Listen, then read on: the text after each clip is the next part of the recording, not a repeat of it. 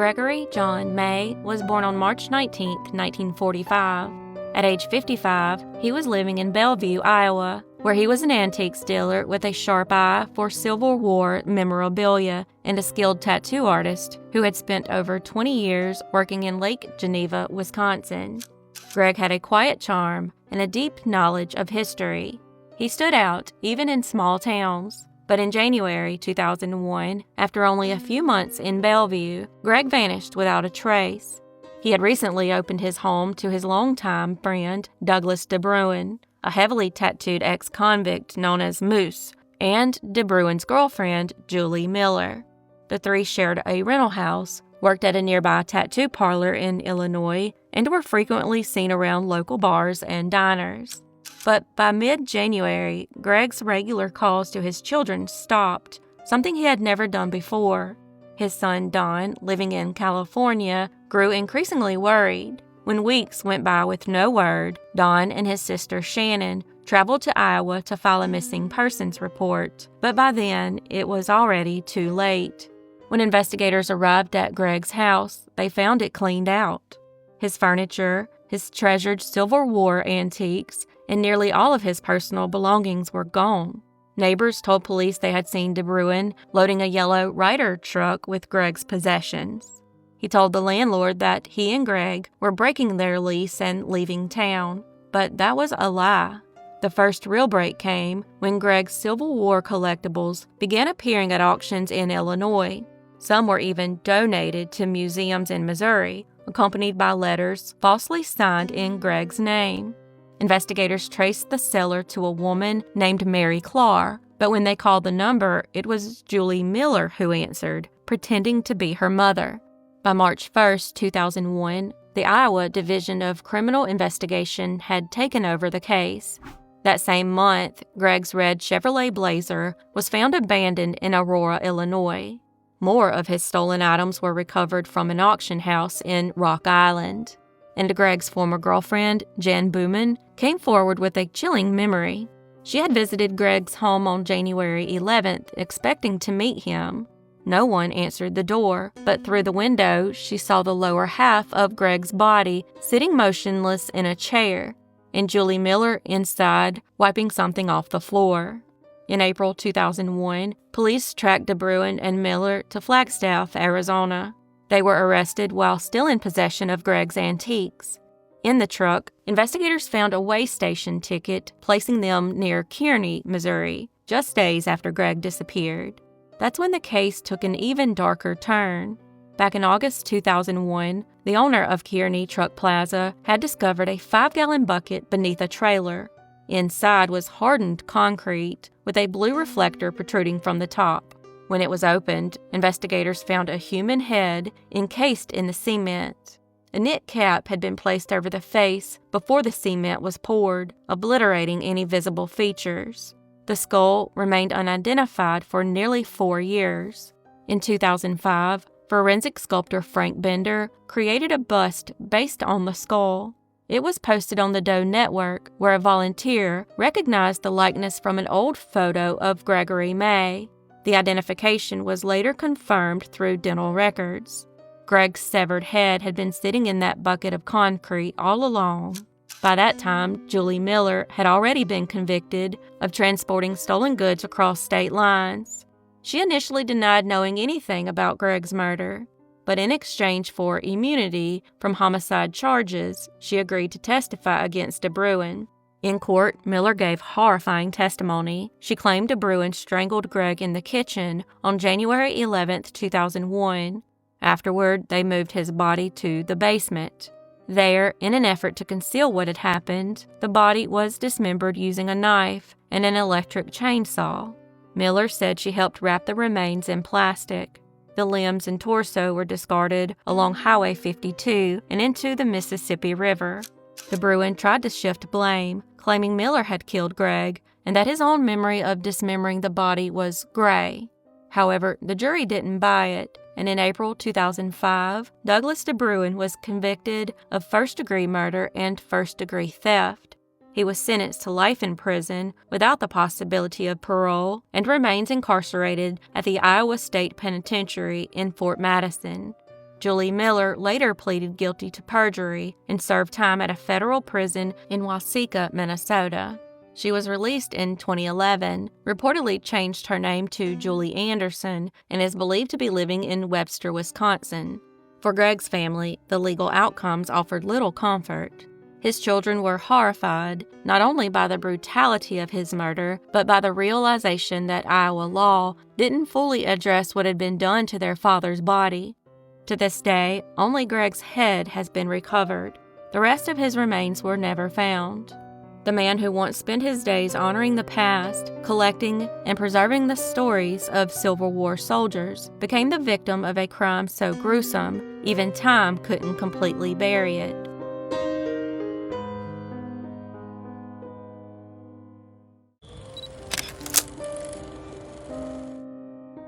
Holly Maria Jones was born on September 14, 1992, in Toronto, Ontario, to Maria Jones and George Stonehouse.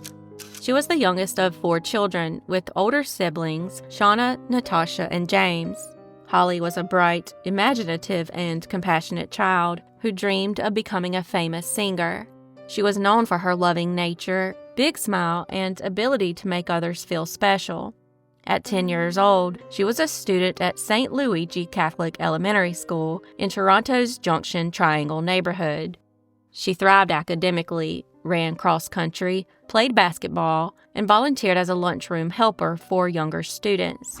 On the evening of May 12, 2003, Holly left her home on Sterling Road around 6 p.m. to walk a younger neighborhood friend home, a path she took often and one of her family had deemed safe.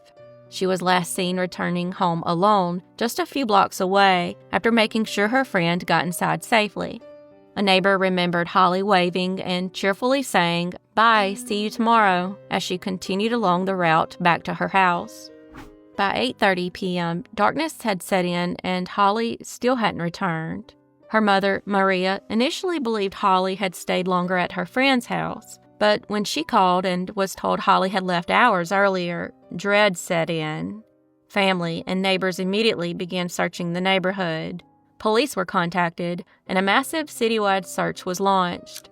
An Amber Alert was issued that night, one of the first used in Ontario since the system had recently been adopted. The following morning, May 13th, a man walking his dog along the shoreline of Ward's Island in the Toronto Islands discovered a black duffel bag floating in the water. Inside was the torso of a young girl wrapped in plastic. A second duffel bag was found nearby. Police quickly secured the scene and began forensic testing. It was soon confirmed that the remains belonged to Holly Jones. Her death and the horrifying way in which she was disposed of devastated not only her family and friends, but also the entire city of Toronto. Investigators believed early on that the person responsible was local. They canvassed the neighborhood and requested voluntary DNA samples from hundreds of men living nearby. Among those approached was 35-year-old Michael Briere, a software developer who lived alone in an apartment on Grace Street, just blocks from Holly's home. Briere declined to give a DNA sample, which raised immediate red flags. Police placed him under covert surveillance. Not long after, investigators retrieved his DNA from a soda can he discarded in public. The results were conclusive. His DNA matched biological material found on Holly's body. A search of Briere's apartment revealed more damning evidence. Green carpet fibers in his home matched those found on Holly's remains. It was also clear that Briere had tried to clean and sanitize his apartment, likely in an attempt to cover up the crime. On June 20, 2003, just over a month after Holly's abduction and murder, Michael Briere was arrested and charged with first-degree murder. In June 2004, he pleaded guilty, sparing Holly's family the pain of a drawn-out trial. In a chilling confession, he admitted to abducting Holly when he saw her walking alone. At the time, he had been watching inappropriate materials involving minors and later told investigators that he had long fantasized about assaulting a young girl. That night, he acted on those fantasies. He approached Holly, grabbed her by the neck, and dragged her into his apartment. She didn't scream, she was in total shock, he told police. Briere sexually assaulted her, then strangled her. He dismembered her body and placed the parts into 2 duffel bags. He took a cab to the Toronto waterfront, then used weights in an attempt to sink the bags in Lake Ontario. He later described his crime as cruel, inhuman, and nightmarish, and told the court that he accepted full responsibility for what he had done. The judge sentenced him to life in prison with no chance of parole for 25 years. His parole eligibility date is set for 2028, exactly 25 years after Holly's murder. In the years since Holly's death, her family and community have worked tirelessly to honor her memory. A toy drive was launched shortly after her passing, aiming at bringing joy to local children. Today, many of Holly's former neighbors and classmates still speak of her with deep affection and sorrow. Michael Briere is currently incarcerated at the Cowansville Institution, a medium-security prison in Quebec. Now nearing 60 years old, he is scheduled for a parole hearing in 2028. As that date approaches, many in the community are urging the public to take action. A petition is already circulating to oppose his release and ensure that he remains behind bars for the rest of his life. If you'd like to sign, the link is included in the video description.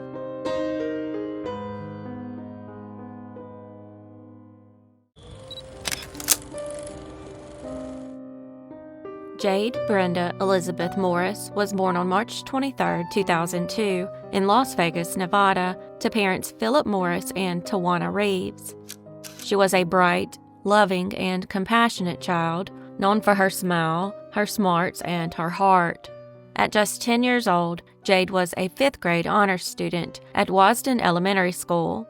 She loved reading, math, singing, dancing, and swimming, and she adored animals. But in December of 2012, Jade's young life was stolen in an unthinkable act of betrayal. On December 21st, Jade left her mother's home to go Christmas shopping with someone she trusted, Brenda Stokes Wilson, her father's former girlfriend. Brenda had been close to the family for years. Jade's father, Philip Morris, was out of town at the time, and Brenda had offered to take her shopping as a favor. Sadly, that was the last time anyone saw Jade alive. By 9 p.m. that night, Jade had still not returned home, and her mother grew concerned. She called police to report her daughter missing.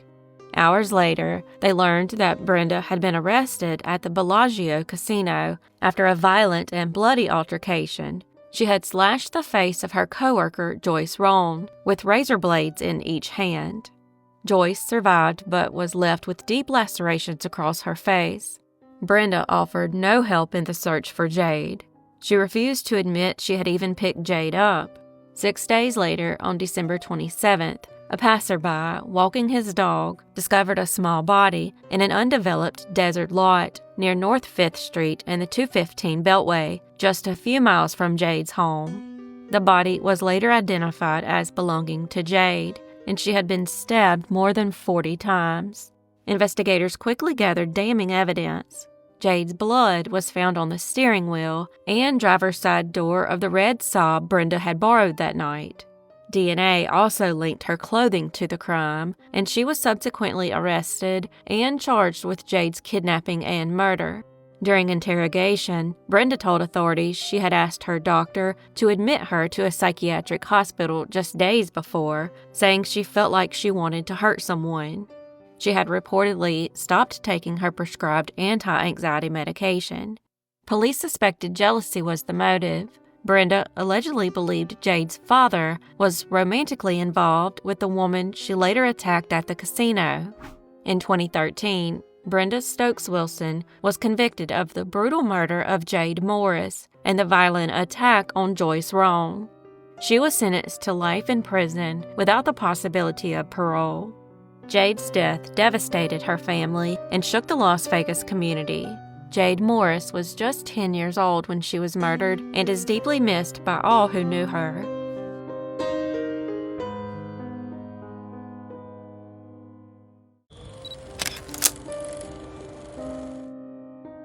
Lorraine Laribo was born on October 17, 1967, in Columbus, Ohio, to James and Jane Heiser.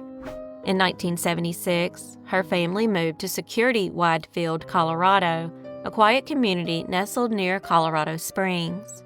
Lorraine adapted quickly and later attended Widefield High School.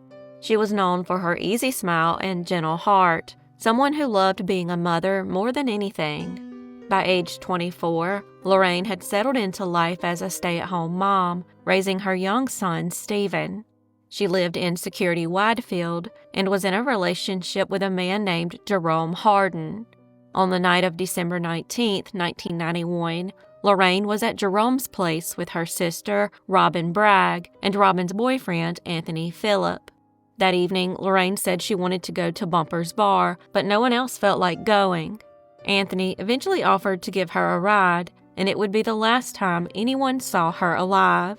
According to Anthony, he dropped Lorraine off at Bumper's, stopped at a convenience store to buy cigarettes, and then drove straight home. But his story didn't quite add up.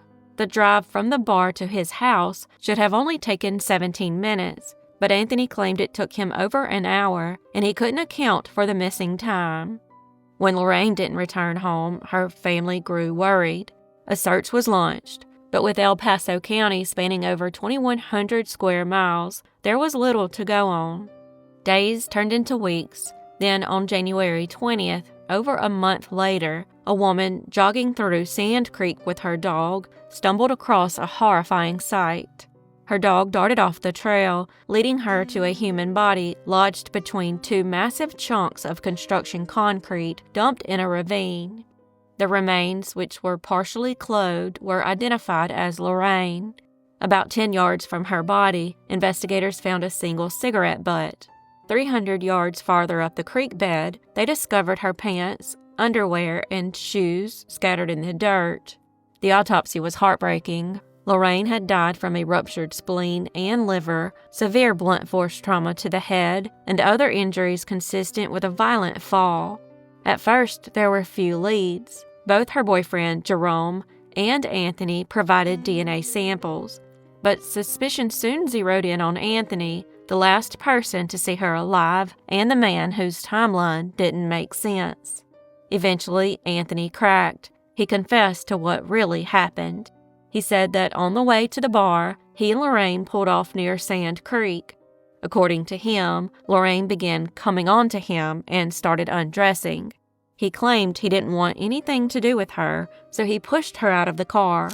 When she hit him, he hit her back, and she stumbled backward, falling down the ravine and hitting the concrete below. Instead of calling for help, Anthony tossed her clothes down after her and drove away. Despite the brutality and the lies, Anthony Phillip was sentenced to just 6 years in prison and only served 3. Perhaps most chilling of all was how Anthony behaved after Lorraine's death. He acted like a grieving friend, hugging her mother, shielding her from the trauma of TV news footage showing her daughter's body being carried from the creek bed. He even handed out missing persons flyers with the family on Christmas, all while knowing exactly what had happened. As of today, Lorraine's loved ones still carry the pain of losing her and of knowing the man responsible walked free after just a few short years.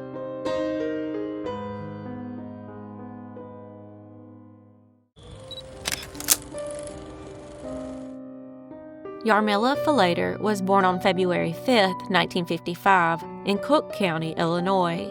By 1997, the 41-year-old mother was living in Phoenix, Arizona, with her husband, Scott Falater, and their 2 children.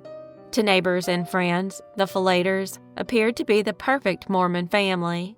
Scott was a devoted father, a respected electrical engineer at Motorola, and a man of faith who taught religious education classes at his church. But in the early hours of January 16, 1997, that picture-perfect image shattered. According to Scott, he and Yarmila were awakened around 3 a.m. by the sound of footsteps crunching on gravel outside their bedroom window. He got up to check, walked around the house, and saw nothing unusual. He said he returned to bed but didn't sleep well that night. The next day was routine. Scott worked all day, returned home, had dinner with the family, and prepared his lesson for the next morning's religious class. Later that night, Yarmila asked him to fix their pool filter. Around 9 p.m., he went outside to take a look but gave up because it was dark. When he came back inside, Yarmila had fallen asleep on the couch. He kissed her goodnight and went to bed, planning to deal with the pool in the morning. "I was really exhausted and crashed in bed," he later told police. "I would guess it was between 9:30 and 10. The next thing he claimed to remember was standing at the top of the stairs in his pajamas, staring down the barrel of a police officer's gun. A neighbor had been jolted awake by horrifying screams coming from the Falater home. They called 911 and looked out their window just in time to witness something that would haunt them forever. They watched as Scott dragged his wife's bloody body across the yard and pushed her into the family's pool. When police arrived, they found Yarmila floating face down in the water. She had been stabbed 44 times. Most of the wounds were defensive, but several were fatal. In the garage, inside Scott's Volvo, investigators found a hunting knife and his bloody clothes, neatly packed away inside a plastic food container. According to prosecutors, Scott not only killed his wife, but had showered, changed, cleaned up the crime scene, and tried to hide the evidence. Even more chilling, the neighbor testified that during the attack, Scott paused and looked toward the fence when a noise startled him. That simple reaction suggested something damning. He was fully aware of his surroundings. Still, Scott claimed he had no memory of the crime and insisted he must have been sleepwalking. He admitted to killing Yarmila, stabbing her, drowning her, and hiding the evidence, but maintained it was all done in an unconscious state. The public was stunned. The case made national headlines, and Scott became known as the Sleepwalking Killer. At his 1999 trial, Maricopa County prosecutors pursued the death penalty. The defense argued that Scott suffered from parasomnia, a rare sleep disorder that can cause complex behaviors like driving or even violence while unconscious. But the jury wasn't convinced. The level of intent, the gloves, the concealment, the cleanup, it didn't look like a sleepwalking episode. It looked like a calculated murder. In 2000, Scott Falater was convicted of first-degree murder. Although the jury could have sentenced him to death, emotional pleas from his children and others led the judge to impose life in prison without the possibility of parole. Today, Scott remains behind bars in Arizona. He says he practices meditation, maintains a healthy sleep routine, and has received letters from others who suffer from sleep disorders. He continues to insist that what happened to Yarmila was the result of something he couldn't control. But for many, including those who loved Yarmila, that explanation feels hollow. There was only one report ever that even hinted at sleepwalking, a time when Yarmila told a friend she once woke up to Scott rummaging through clothing. That's it. Everything else tells a different story. Scott didn't just stab his wife. He selected a hunting knife, not a kitchen one you'd likely grab in a panicked state. He bandaged a finger, cleaned himself up, dressed in fresh clothes, placed the knife and his bloodied clothes inside a plastic container, likely to avoid getting caught. Then he drowned her just to be sure. Some cite other cases where sleepwalking was successfully used as a defense. To this day, many believe Scott Falater's actions were deliberate, not unconscious. And for Yarmila's family, the truth is far less mysterious and far more terrifying. What do y'all think? Was Yarmila's murder premeditated, or was Scott simply sleepwalking?